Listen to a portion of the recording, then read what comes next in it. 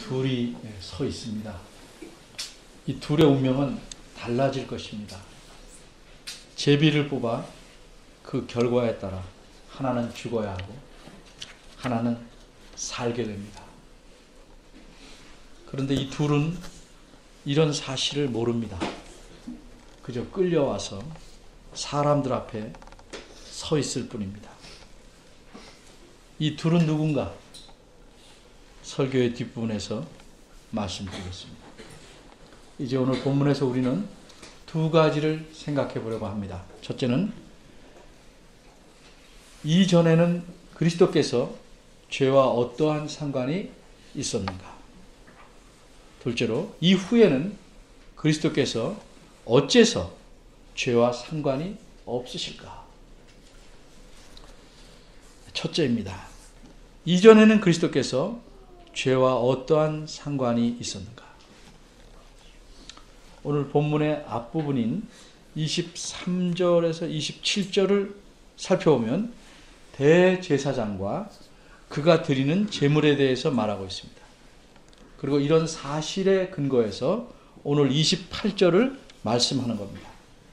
그래서 오늘 본문을 바르게 잘 이해하려면 우리는 먼저 구약시대에 대제사장이 하던 일에 대해서 알아야 됩니다.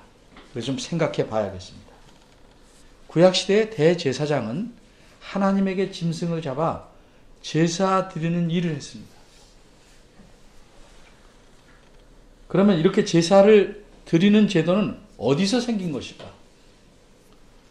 옛날 사람들은 자기들이 섬기는 신들에게 복을 받기 위해서 또는 신들이 주는 벌을 피하기 위해서 신에게 제물을 드리는 방법, 제사하는 방법을 생각해내었습니다. 이런 방법들은 모두 사람들이 고안해낸 겁니다. 그런데 하나님을 섬기는 제사 제도는 사람이 연구하거나 고안해서 만든 것이 아닙니다. 그것은 하나님께서 알려주신 겁니다. 그러므로 구약시대에 이스라엘 백성이 하나님께 드리는 제사와 연관된 모든 것들은 오늘 본문 앞에 23절에 있는 표현대로 하늘에 있던 것들의 모형이었습니다.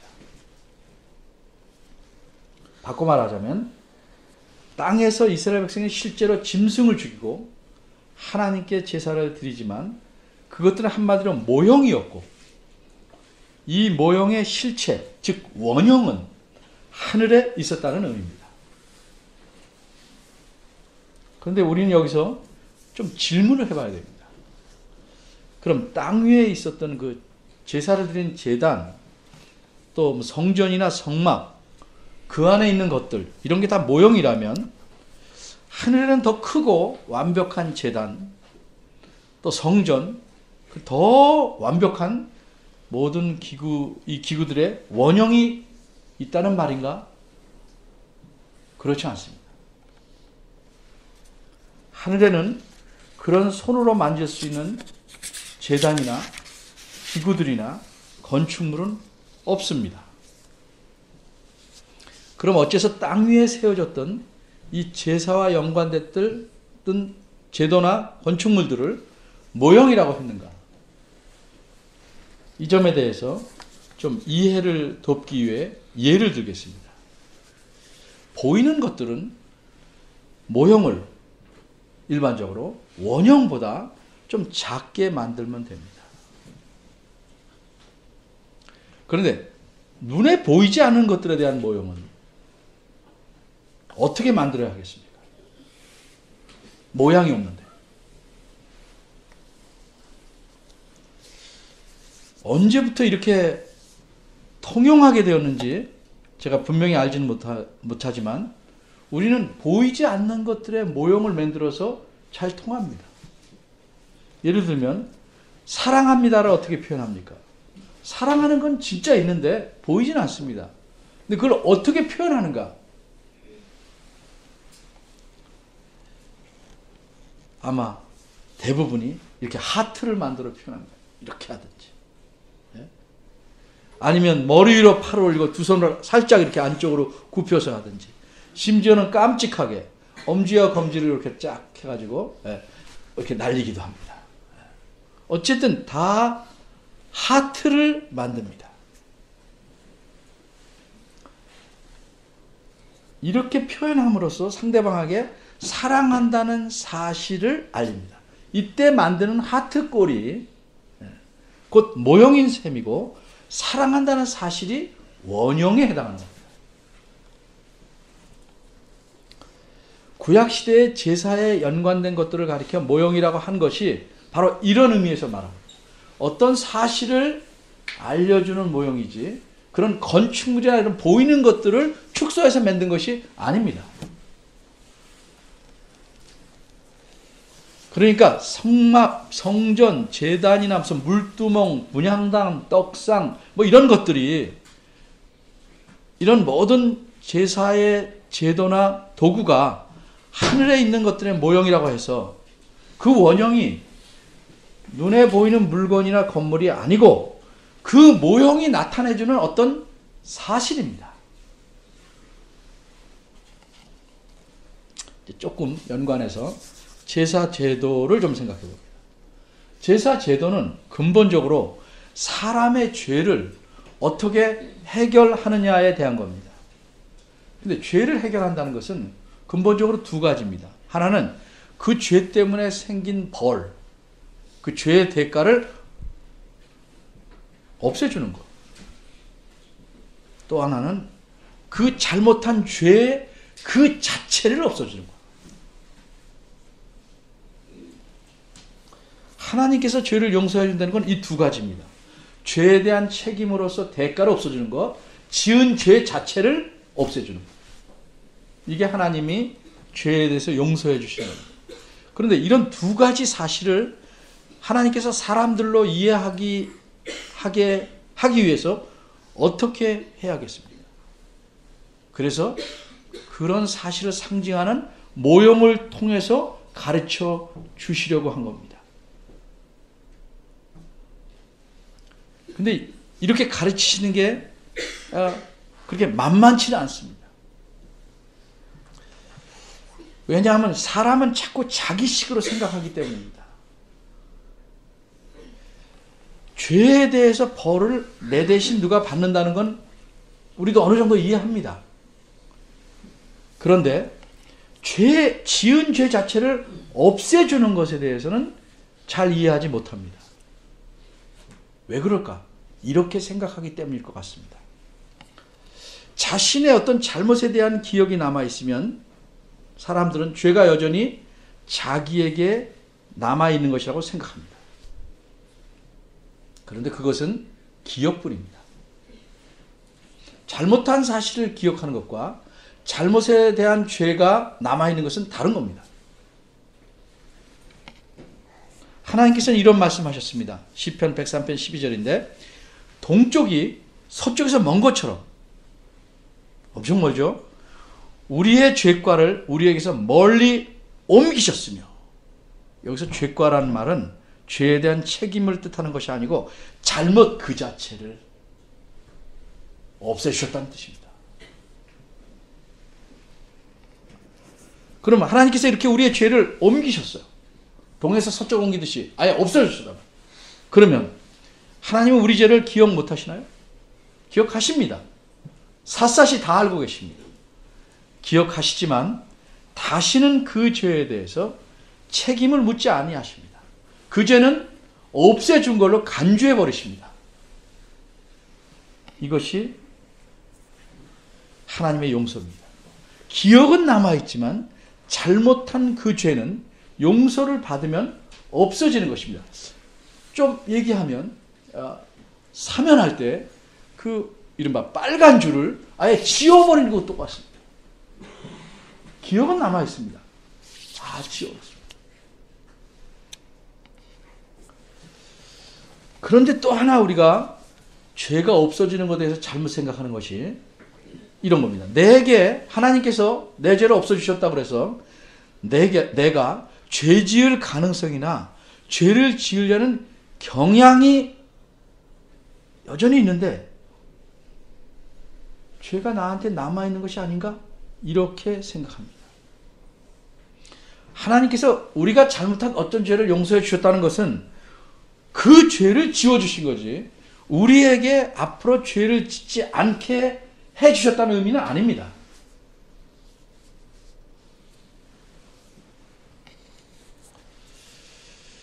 그럼 하나님께서 사람의 죄를 용서하시는데 무엇을 대가로 받으시고 용서해 주시는가? 그것은 모든 죄의 공통적으로 생명입니다. 그만큼 죄는 하나님 보시기에 그 값이 엄청난 거예요.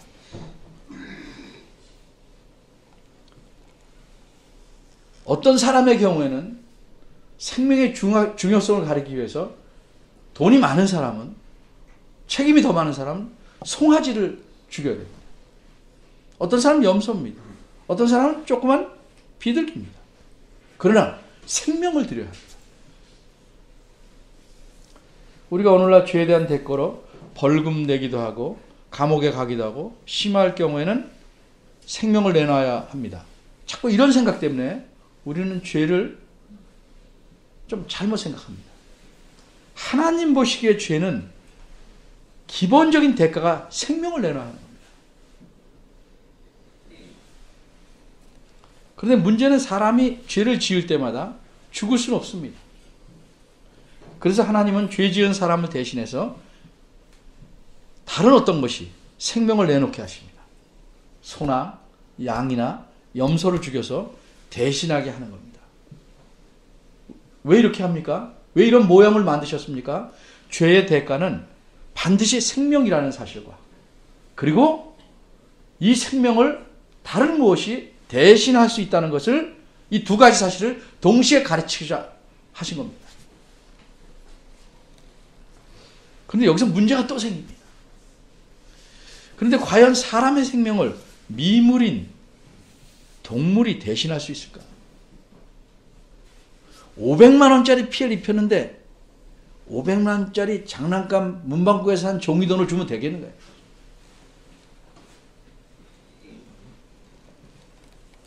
그래서 예를 듭니다. 모두 통일되어 있지는 않지만 일반적으로 여러분 식권을 합니다. 어떤 곳에 가면 조그만 종이 쪽지를 내면 식권이라고 써있든 뭐라고 써있든 식사를 줍니다. 점심을 줍니다. 그게 식권입니다. 근데 가만히 보면 이게 그냥 종이 쪽지입니다. 내가 가진 이 메모지보다 못한 품질의 종이 쪽지이기도 합니다. 이건 돈이 아닙니다. 근데 이 식권을 가지고 다른 식당에 가면 통하지 않습니다. 거기서만 통합니다. 어떻게 이런 하찮은 종이 쪽지로 식사를 할 수 있을까? 이유는 약속이 미리 되어 있었기 때문입니다. 그 종이 쪽지를 모아서 식당 주인이 가져오면 지불하기로 약속한 분이 식권의 값을 계산해서 돈으로 주기로 이미 했기 때문입니다. 이렇듯 동물의 피로는 사람의 죄를 없앨 수 없습니다. 그래서 히브리서 10장 4절에서 이렇게 말씀합니다. 황소와 염소의 피가 능히 죄를 없이 하지 못한다. 그런데도 하나님은 죄를 용서해 주십니다. 어째서 그렇습니까? 식권 값을 돈으로 계산해 주기로 약속하였듯이 하나님께서는 진짜로 죄를 없이 할 어떤 근거를 가지고 계시기 때문입니다. 그래서 이것 때문에 동물의 피가 사람의 죄를 없이 하지 못하지만 용서해 주십니다. 그럼 진짜로 사람의 죄를 없이 없앨 근거는 무엇인가? 사람의 생명은 사람이 대신하게 한다는 겁니다. 이렇게 해서 사람들의 생명을 대신해서 자신의 생명을 내놓을 분이 있어야 합니다. 그분이 예수 그리스도십니다. 그래서 구약의 모든 제사 예수 그리스도의 생명을 전제로 근거로 하고 있는 것입니다. 예수 그리스도는 자기 생명을 하나님 백성 전체의 죄값을 갚기 위해 드리는 것이고 그들의 죄를 없애기 위해서 드리는 것이고 이런 놀라운 구원 계획을 하나님께서 미리 계획하셨습니다. 그리고 그것을 모형으로 가르친 겁니다. 그래서 예수 그리스도를 가리켜 하나님께서 세상의 모든 죄를 지고 가도록 마련하신 제물이라는 뜻으로 요한복음 1장에서는 예수님을 하나님의 어린 양이다, 이렇게 표현한 겁니다. 그런데 구약시대에 죄에 대한 그 값으로 짐승의 생명을 드리면 그걸 누가 하나님 앞에 가져가서 지불했음을 보이고 용서를 받아야 합니다. 그렇게 할 사람이 필요합니다. 그게 누군가? 대제사장입니다. 그래서 대제사장은 1년에 한 번씩 성소에 성막이나 성전의 안쪽에 있는 지성소로 들어갑니다. 거기서 어떤 일을 하는가? 히브리서 9장 7절은 이렇게 설명합니다. 오직 둘째 장막, 지성소입니다. 둘째 장막은 대제사장이 홀로 1년 1차씩 들어가되 피 없이는 아니하나니 생명의 값을 갖고 가야 됩니다. 이 피는 자기와 백성의 허물을 위하여 드리는 것이라. 그런데 이렇게 대제사장이 지성소에 들어가는 것은 매년 그렇게 합니다. 매년. 해마다. 왜 그럽니까? 아까 말씀드린 바대로 동물의 피로는 사람의 죄를 용서할 수가 없기 때문에 매년 가서 그렇게 들음으로써 용서가 무엇이고 무엇이 죄의 값인지를 기억나게 하는 겁니다. 그럼 누가 어떻게 그 죄를 진짜로 없앨 수 있는 것입니까? 방금 전에 제가 말씀드린 대로 예수 그리스도께서 하나님의 어린 양이 되셔서 자기 생명을 드림으로써 죄를 완전히 없애게 되는 겁니다. 그런데 이렇게 생명을 드리는 일은 누가 하는가? 구약시대에는 대제사장이 했습니다. 그런데 그리스도의 생명은 누가 드릴 수 있는 것일까? 그것은 그리스도 자신입니다. 그래서 예수 그리스도는 자신이 제물이 되시며 동시에 자신이 대제사장이 되시는 겁니다. 이게 원형입니다. 이 사실을 가리키기 위해서 구약 백성이 이해하도록 모형을 만든 겁니다. 구약의 제사 제도를 만든 겁니다. 어떤 게 먼저 하나님의 계획 속에, 생각 속에 있었는지를 순서를 아셔야 됩니다.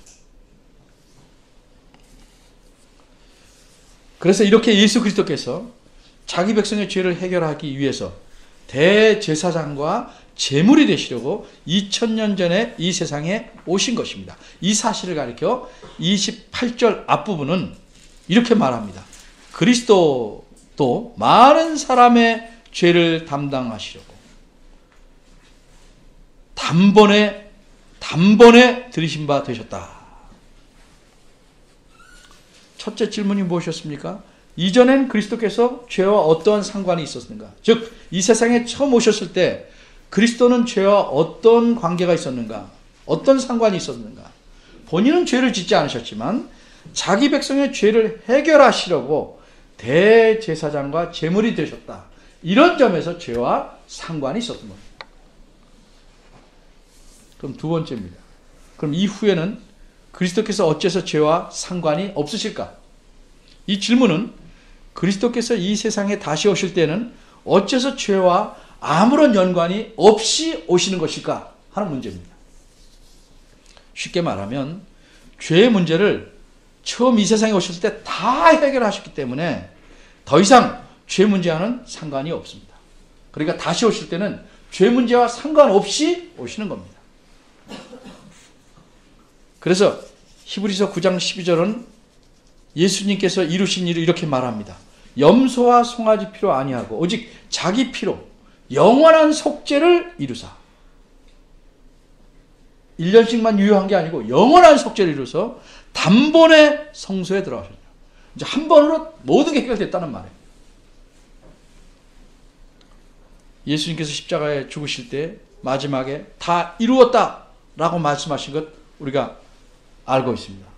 이 말은 좁혀 말하면 죄의 값을 다 치루었다는 의미입니다. 자기 백성들의 죄를 다 지은 죄를 없이 하셨다는 의미입니다. 그런데 이렇게 우리가 지금 들어서 아는 분명한 사실에 대해서 잘 이해 못하는 사람들이 있었습니다. 그래서 히브리서 9장 23절부터는 28절까지 그래서 설명하는 겁니다. 근데 그 사람들은 어떻게 생각했을까? 이렇게 생각했습니다. 예수님이 그래 대제사장이시라면 매년 짐승의 피를 가지고 대제사장이 들어갔으니까 하나님 앞에도 매년 드려야 하는 것이 아닌가. 이렇게 생각하는 분들은 뭐가 문제입니까? 구약의 대제사장이 원형이라고 착각한 겁니다. 구약의 대제사장은 예수님이 장차하실 일의 모형입니다. 모형. 그 사실을 잘 이해 못한 겁니다. 모형이란 원형보다 못한 겁니다. 모형은 원형의 어떤 면을 보여주기 위한 도구이고 그래서 다소 떨어집니다. 그러니까 모형에 나타난 방식을 원형이 따라하는 게 아니고 원형에 있는 성격을 나타내기 위해서 모형에 보여주는 겁니다. 대제사장이 매년 하나님 앞에 들어갔다고 예수님이 그러셔야 하는 것이 아니라는 말씀입니다. 만일 그렇게 해야 한다면 예수님은 어떻게 해야 하겠습니까? 그래서 그런 사람들에게 이렇게 말합니다. 26절, 그 앞에 26절 이렇게 말합니다. 만일 그렇다면 모형을 따라 해야 된다면 그가 예수님은 세상을 창조할 때부터 자주 고난을 받았어야 한다. 무슨 뜻입니까? 이 세상에 아주 여러 번 오셔서 십자가에서 여러 번 수없이 죽으셔야만 했다는 의미입니다. 그런데 예수님은 딱 한 번 2000년 전에 처음으로 사람이 되셔서 이 세상에 오셨습니다. 2000년 전이라는 것은 우리에게는 아주 오래전이지만 성경의 시각에서 보면 그것은 말세입니다. 말세. 즉 종말이 시작되는 시점입니다. 그래서 여기 히브리서는 다른 말로 세상 끝이라 이렇게 표현한 겁니다. 예수님께서 세상 끝에 어째서 나타났는가? 26절 뒷부분이 말씀합니다. 이제 자기를 단번에 제사로 드려 죄를 없게 하시려고 나타나셨다. 이렇게 말합니다. 자신을 들여서 한 번에 죄의 모든 문제, 죄에 대한 대가와 그 지은 죄 자체를 없애시려고 나타나셨다는 의미입니다. 그리고 이 히브리서를 기록한 분은 27절을 계속 말씀합니다. 근데 가만히 읽어보면 왜 갑자기 사람이 어쩌고 하는 말이 여기에 있을까? 의아해 보일 수 있습니다. 이렇게 말하는 것은 예수님께서 자주 그렇게 여러 번 고난을 받을 필요가 없다는 사실을 말하기 위해서 해놓은 겁니다. 그렇게 봐도 좀 연결이 안 되는 것 같아요. 그래서 제가 이제 설명을 조금 더 합니다. 28절을 먼저 봅니다. 여러분 보시다시피 28절은 첫 낱말이 뭡니까? 이와 같이입니다. 이와 같이. 이 말은 무엇과 연관이 된 것일까? 우리말은 그냥 20절, 28절을 잘 읽으면 논리적으로 연결이 가능해요. 근데 조금 그래도 어려운 이유는 원문에서는 빼놓은 낱말이 하나 있어서 그렇습니다. 이거 좀 번역하기가 쉽지 않아요. 좀 어색해요. 그래서 빼놓은 낱말이 27절 앞에 있습니다. 그게 뭐냐 하면 뭐뭐처럼입니다. 영어 배운 지 오래돼도 기억이 나니까 마치 이런 겁니다. Just as so 이런 것 똑같습니다. 뭐뭐처럼. 그 말이 빠졌습니다. 27절 앞에. 그러니까 이 말을 넣어서 27절과 28절 연결하면 좀 어색하지만 이렇습니다. 한 번 죽는 것은 사람에게 정하신 것이고 그 후에는 심판이 있는 것처럼 이와 같이 이런 뜻입니다. 이와 같이 그리스도도 죄를 담당하시려고 한 번만 죽는 것이 당연하다 이거예요. 사람으로 오셨으니까. 여러 번 안 죽는다 이 말이죠. 한 번만 죽는 것이 당연하다. 그래서 다시 오실 때에는 죄와는 상관없이 죄 문제가 아직 덜 해결되었기 때문에 다시 해결해야지 그러고 오시는 게 아니고 죄와는 상관없이 오신다는 겁니다. 그럼 어째서 다시 오시는가? 두 번째 오시는 것, 재림하시는 것은 이 온 세상을 심판하러 오시는 겁니다.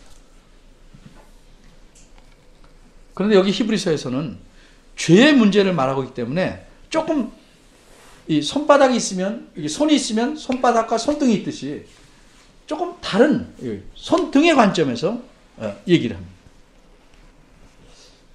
그래서 이렇게 말합니다. 자기를 바라는 자들에게. 자기를 바라는 자들은 누굴까? 이들은 예수님께서 죄의 문제를 말끔히 완전하게 해결해 주신 사람들, 즉 하나님의 백성들, 예수님을 믿는 자들입니다. 이 사람들을 죄에서 구원해 주셨습니다. 죄의 문제를 해결해서.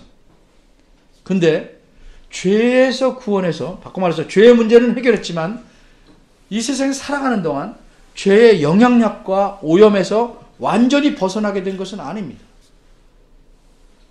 근데 하나님께서 의도하신 구원이라는 게 그저 죄 문제만 해결하고 너는 계속 앞으로 계속 죄 짓고 오염과 영향력에서 살아라. 치료를 해주고 또 나가서 병 걸릴 수 있는 데서 계속 살아라. 이렇게 의도하신 것이 아니란 말이에요. 하나님께서 의도하신 그 구원이라는 건 하나님이 주시려는 모든 복을 완전하게 누리게 되는 것인데 아직 이 세상에 있는 동안은 완전히 누리지 못합니다. 좀 바꿔 말하면 우리가 하나님의 은혜로 새 사람이 되었지만 새 하늘과 새 땅에서 사는 것은 아직은 아닙니다. 그럼 완전한 복은, 구원에서 얻을 수 있는 완전한 복은 언제 누리게 됩니까? 하나님께서 새 하늘과 새 땅을 이루셔야 누리게 됩니다. 이것을 가르쳐 여기서 뭐라고 그러냐면 구원에 이르게 하기 위하여라고 말씀합니다. 바꿔 말하면 완전한 구원을 누리게 하기 위해서. 예수께서 이 땅에 다시 오시게 되면 죄 문제를 해결받고 구원을 얻은 우리 믿는 자들이 하나님께서 의도하신 완전한 구원, 더 이상 죄를 짓지도 않고 죄의 영향력 하에 있지 않은 그런 완전한 구원을 누리게 하기 위해서 오신다는 거예요. 여기서 잠시 이런 일을 이루실 그리스도께서 대제사장으로서 어떻게 죄 문제를 해결하셨는지를 보여주는 구약시대의 모형을 조금 더 생각해 보겠습니다.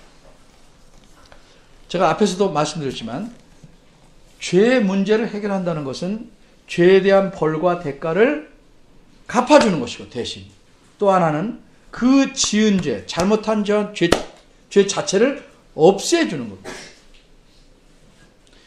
이 첫 번째 건 괜찮은데 두 번째 거, 죄 자체를 없어주는 것, 이거는 구약시대 사람들의 이야기가 좀 어려웠습니다. 그래서 하나님께서는 이런 모형을 사용해서 가르치셨습니다. 그 모형에 대해서 제가 설명을 조금 더 드리고 설교를 마치려고 합니다. 제가 설교 처음 시작할 때 둘이 서 있다고 말씀드렸습니다. 하나는 죽어야 되고 하나는 살아야 한다. 이 둘이 누군가? 정확히 말하면 사람이 아닙니다. 이 둘은 모두 염소입니다. 한 염소는 죽게 됩니다. 왜? 제물로, 죄의 대가로 대신 하나님께 생명을 드려야 하기 때문입니다. 이로써 죄에 대한 대가와 벌로서 대신 염소로 하여금 생명을 내놓게 하나님은 하셨습니다. 그런데 다른 한 염소는 죽지 않습니다. 그 대신 이 염소는 집으로 돌아가지 않습니다. 못 갑니다. 이 염소는 사람이 전혀 살지 않은 먼 광야로, 황무지로 내보냅니다. 이 염소를 내보내기 전에 대제사장은 아주 중요한 의식을 행합니다. 그 그 의식을 레위기 16장 21절 22절은 이렇게 설명합니다. 첫 번째 대제사장이었던 아론이 두 손으로 살아있는 염소의 머리에 안수하여 이스라엘 자손의 모든 불의와 그 범한 모든 죄를 고하고 그 죄를 염소의 머리에 두어 안수해서 그렇게 둔 거를 상징하는 겁니다. 두어 미리 정한 사람에게 맡겨서 이 염소를 광야로 보낼지니 염소가 그들의 모든 불의를 지고 무인지경에 이르거든 사람이 살지 않은 곳에 이르면 그는 그 염소를 광야에 놓으라. 염소가 다시는 돌아올 수 없게 광야로 내보는 겁니다. 염소는 이스라엘 백성의 모든 죄를 지고 광야로 이렇게 가서 다시는 돌아오지 못하게 됩니다. 이런 일을 통해서 하나님은 무엇을 가르치시는가? 하나님께서는 자기 백성의 지은 죄 자체를 아예 없애버린다는 사실을 가르쳐줍니다. 하나는 죽고 하나는 산채로 안수해서 죄를 없애버리는 겁니다. 멀리 떠나버리게 하는 겁니다. 어떤 사람이 잘못을 뒤집어 써서 벌을 당할 때 그 사람을 우리가 보통 속죄양이다 이렇게 말하듯이 이런 일을 담당한 염소를 가리켜 아사셀이라고 합니다. 제가 만든 말이 아니고 레위기 16장 8절에 나오는 말입니다. 한 제비는 아사셀을 위하여 할지며 한 제비는 뭐냐 하면 아사셀을 그 염소 중에 한 염소를 아사셀로 삼기 위하여 뽑아라 이 말이죠.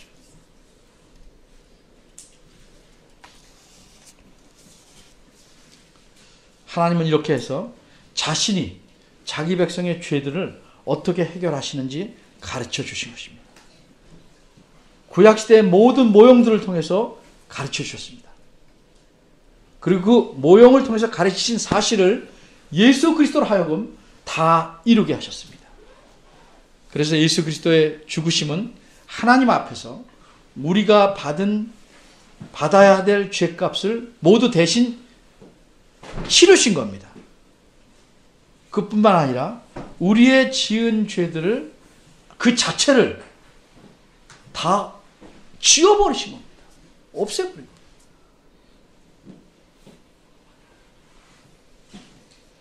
이것이 예수 그리스도께서 이루신 속죄입니다. 하나님의 용서한 죄에 대해서 다시 추궁하지 않으십니다.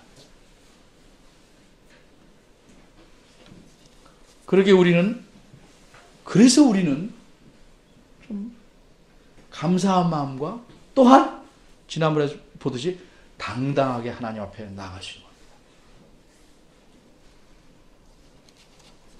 그런데 어찌 우리가 삶에, 내 마음에 감사가 적을까? 큰 이유는 내가 용서받지 않았으면 처해 있을 죄의 비참함을 깨닫지 모르기 때문입니다. 자기 비참함을 알면 알수록 감사가 클 수밖에 없는 것입니다. 그렇게 감사가 큰 사람은 예배 때마다 정말 정당한 이유 없이 조는 법이 없죠. 딴 생각하는 법이 없죠. 예배 때마다 감격과 감사가 솟구칠 수밖에 없는 것입니다. 우리가 감사한다면 아직도 우리를 어떻게 하려고 덤벼드는 이 죄의 힘에 눌리지 말고 죄를 이기며 살아야 합니다. 그리스도께서 다시 오실 날 우리에게 은혜를 주신 구원을 온전히 누릴 그날을 소망하며 살아야 합니다. 여러분 모두 그런 분으로 살아가시기를 바랍니다. 기도하겠습니다.